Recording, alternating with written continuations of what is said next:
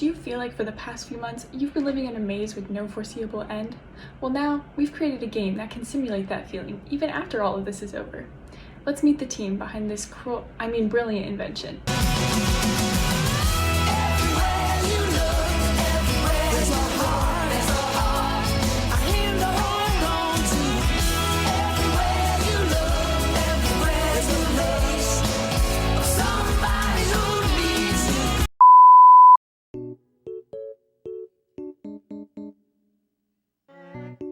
In order to get the game to actually work, we had to first figure out how to utilize the Arduino.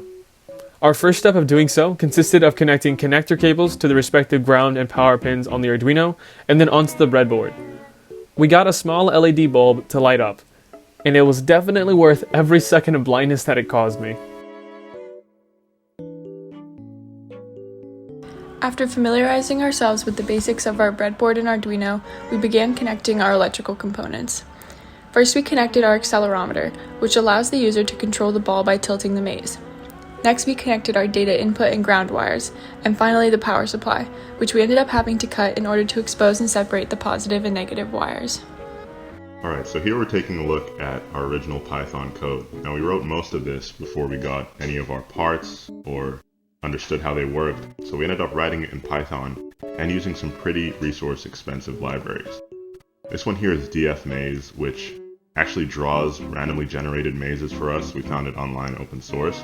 It was extremely useful because we could get a different maze every time and we knew it was solvable, but at the end we couldn't fit it in C++, so we had to pre-draw our mazes. Now here we have the simple code that takes in an input and moves the key. We also have exceptions here that don't allow you to head into the walls or head off the side of the map, and we also have a win condition. And I'll just do a quick demo right here. You can see here it moves. We also have a cool feature where it scrolls. See, it's scrolling. Magic.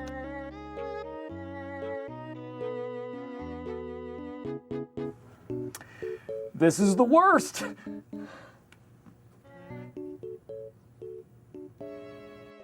Alas, our Python code never saw the light of day.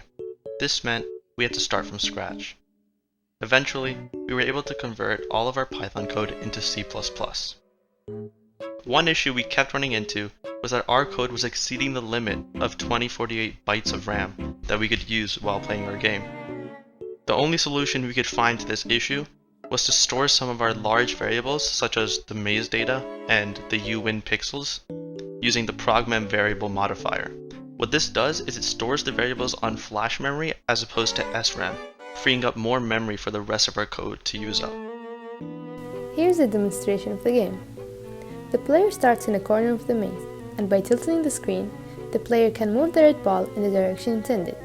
When the player reaches the green dot, the maze is completed and a you win message appears. Aww.